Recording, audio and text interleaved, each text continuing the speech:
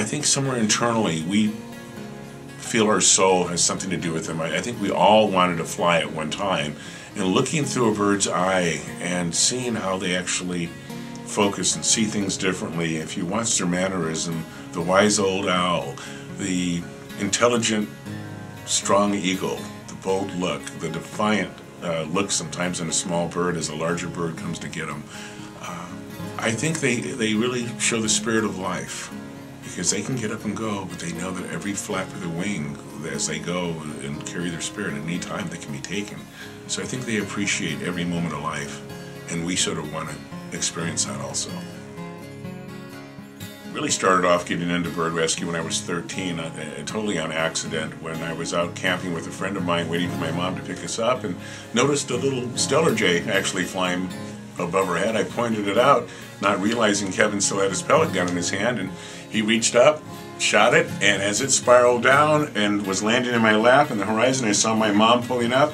I was busted, so I grabbed the bird, my mom pulled up, made us take responsibility for that bird's life, and she showed me how to heal the bird up.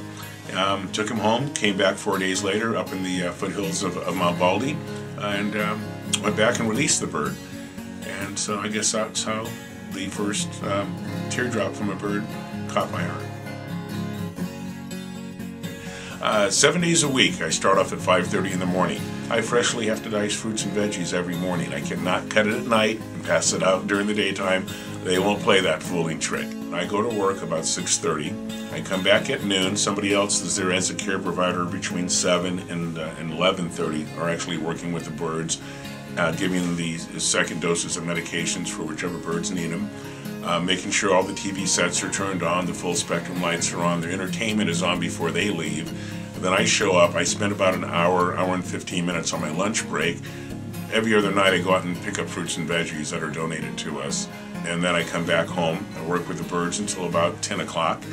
From 10 o'clock to about 11:30 I take the fruits and veggies, about 6 to 12 cases depending upon the night. And I stay out in the cold and I divide up the fruits and veggies in different boxes for our foster homes. And that's a routine we've been doing for 10 years probably. But we give them a large variety of fruits, not too much starch, not too many sweets, but just like when you and I go to the store and we want a bag of potato chips, our body's craving salts and minerals. So we don't know what they're craving at the moment because our body needs the salt and minerals. We don't know if they need the glucose or their potassium. So you must give them a big variety. And trust me, if they don't want that potassium, that slice of banana, they'll toss it out and they'll grab that apple or they'll grab whatever they want. Exotic-wise, we're always on call for exotic birds, and we have to categorize them depending upon the urgency of the case. The bird's the #1 concern. And wild calls, when we can, from 5 p.m. to 5 a.m., we're on call for any emergency wild birds that we can handle, mainly on the weekends. I don't really consider myself a bird whisperer. I feel blessed that I've been put in the position where I can recognize what most birds' needs are and understand the pain they're in and try to see through their eyes to help them out. Not a whisperer, just someone who pays attention to their feathers.